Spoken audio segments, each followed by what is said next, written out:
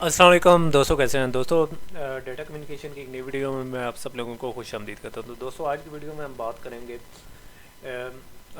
Data transmission में impairments के एक इम्पोर्टेंट और लास्ट टॉपिक पर। ठीक है, इससे पहले हमने दो टॉपिक्स पर बात कर चुके हैं, तो आज हम इस टॉपिक को कंक्लूड करें।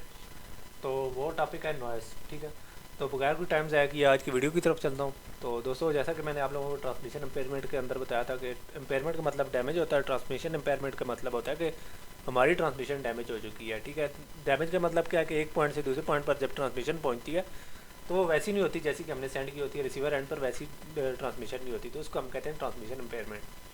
ठीक है, तो ट्रांसमिशन इम्पेयरमेंट के क्योंकि ट्रांसमिशन सिग्नल की फॉर्म में होती है, तो इम्पेयरमेंट की तीन काजेज होते हैं। ठीक है, पहला है अटेनुएशन, दूसरा है डिस्टॉर्शन और तीसरा है नॉइस।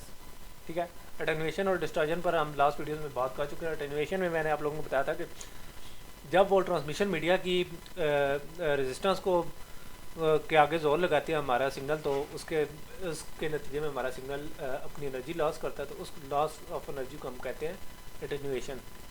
इसी तो उसका जो यूनिट है वो है डेसिबल। ठीक है, अगर डेसिबल नेगेटिव में है तो इसका मतलब है कि हमारा सिग्नल एटेन्यूएट हो गया, अगर पॉजिटिव में है तो हमारे इसका मतलब है कि हमारा सिग्नल एम्पलीफाई हो चुका है। इस तरीके से दूसरा कंसेप्ट था वो डिस्टॉर्जन, यानी सिग्नल की शेप चेंज हो जाती थी। सिग्नल की शेप किस तरीके से चेंज हो जाती थी कि उसके फेज़ की डिफरेंस की वजह से, यानी उसके एक कंपोजिट सिग्नल के अंदर बहुत सारे सिग्नल कंपोनेंट होते हैं, वो अपनी अपनी वेलोसिटी, जिसको आप उमूमन फिजिक्स में कहते हैं या फ्रीक्वेंसी कहते हैं। ठीक है, वेलोसिटी मैंने इसलिए यूज़ किया कि शायद आप उसको बहुत जल्दी रिलेट कर लें। अलग लफ्ज़ फ्रीक्वेंसी था। ठीक है, फ्रीक्वेंसीज पर ट्रांस होते हैं जो कि सिग्नल के जो टाइम पीरियड है उसके साथ टैली नहीं करते, तो इस तरीके से सिग्नल कंपोनेंट डिफरेंट टाइम पर पहुंच रहे होते हैं। ठीक है, थोड़ा बहुत डिफरेंस होता है, लेकिन वो जो डिफरेंस है या वो जो डिले है, ठीक है, कुछ सिग्नल में कुछ जल्दी पहुंच गया, कुछ में डिले, तो वो एक फिनोमेना इससे अकर होता है जिसको डिस्टॉर्जन कहते हैं। जैसा कि मैंने आप लोगों को एक सिग्नल दिखाया था जो सेंड किया था, तो उसकी शक्ल ऐसी थी, लेकिन जब अगले के पास पहुंचा था तो हमारे सिग्नल की शक्ल थोड़ी सी चेंज हो गई थी। लेकिन थोड़ी सी चेंज है, सिग्नल है वैसे ही, लेकिन डिस्टॉर्जन है, यानी एक सिग्नल में थोड़ी सी चेंज हुई है, यानी हमारे डेटा में चेंज हुई है। तो वो सब फेज़ की डिफरेंस की वजह से था। तो आज की वीडियो है हमारा तीसरा टॉपिक, यानी नॉइज़ के बारे में। ठीक है, नॉइज़ मतलब शोर किसी भी चीज़ को करप्ट कर देता है। ठीक है, नॉइज़ किन किन किस्म की होती है? सबसे पहले होती है थर्मल नॉइज़।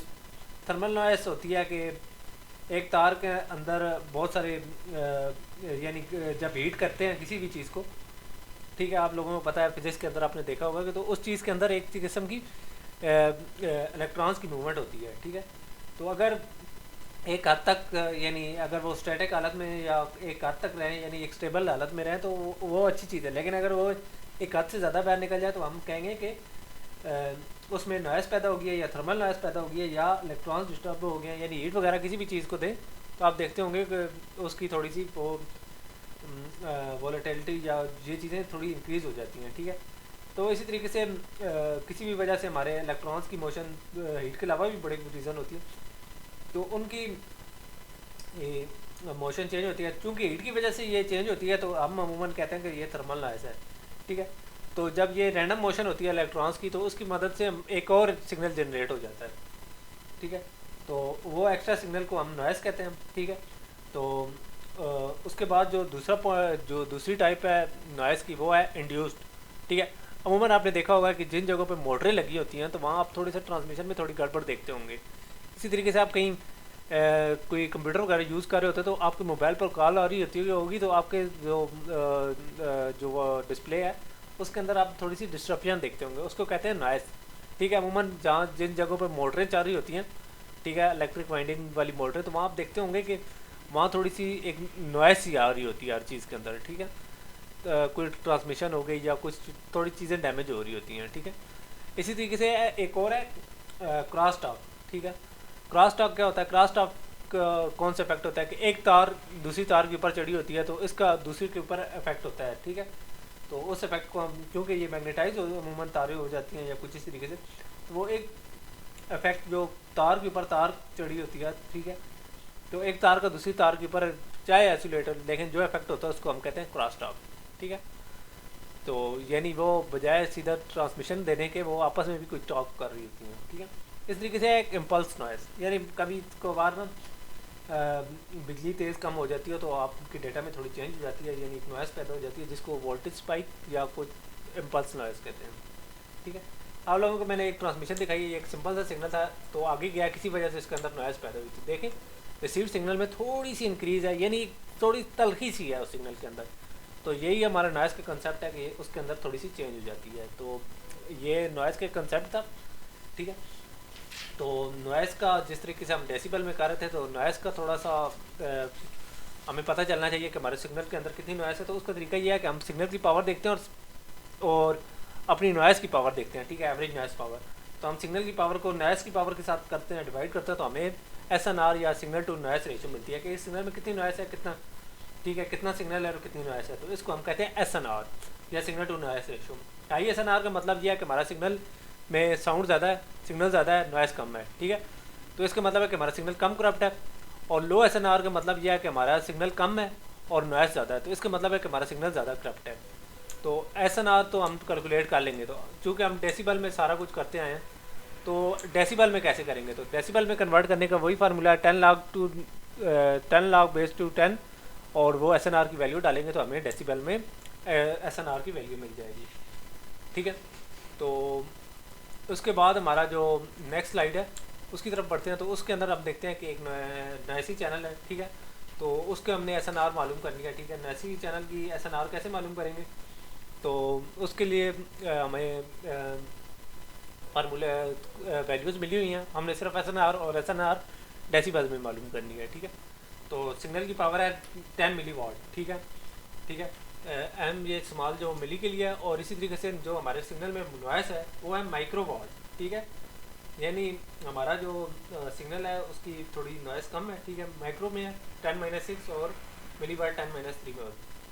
तो ऐसे है कि SNR, ठीक है, थोड़ी बहुत मेरी मैथमेटिक्स में थोड़ी बहुत फिजिक्स में थोड़ी मेरी वीकनेस है, तो अगर कोई मिस्टेक होगी और मिली और माइक्रो में डिफरेंशिएट करते हुए तो आप लोग काइंडली बुक्स कंसल्ट कर लीजिएगा, और मैं उसके लिए अपॉलॉजीज़ कर लेता हूँ।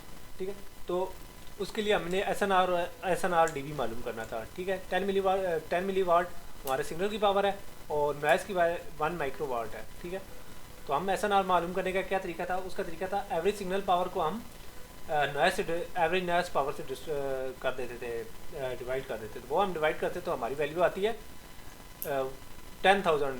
ठीक है, 10,000 SNR, यानी हमारे सिग्नल टू नॉइस रेशियो है 10,000। और अगर हमें डेसिबल में मालूम करनी हो तो हमें पता है कि वो फार्मूला है 10 लाख टू द बेस 10, और SNR की वैल्यू है 10,000। ठीक है, तो वो हम निकालेंगे तो हमारी डेसिबल में आ जाएगी 40 डेसिबल, यानी एक नॉइसी चैनल में अंदर हमने ये मालूम कर लिया। उसके बाद हमारा आ जाता है नॉइसलेस चैनल। ठीक है, तो नॉइसलेस चैनल कौन सा होता है? वो चैनल जिसके अंदर नॉइस नहीं होते, जो कि रियल लाइफ में पॉसिबल नहीं है। जो भी आप PDM यूज़ करेंगे उसके अंदर नॉइस होगी। ठीक है, तो SNR ये था कि SNR का फार्मूला जैसा कि आप लोगों को पता है कि एवरेज सिग्नल पावर और एवरेज नॉइस पावर। ठीक है, तो चूँकि हमारे जो नॉइस की वैल्यू 0 है, ठीक है, तो 0 जिस चीज़ पर डिवाइड होता है तो उसकी उसकी वैल्यू इन्फिनिटी आ जाती है। ठीक है, नॉट डिफाइंड हो जाती है, तो SNR की वैल्यू आ जाएगी इन्फिनिटी। ठीक है, तो इसी तरीके से यानी हमारी साउंड की आवाज़ जो वैल्यू है वो अनलिमिटेड हो या अनडेफिनेट हो जाती है।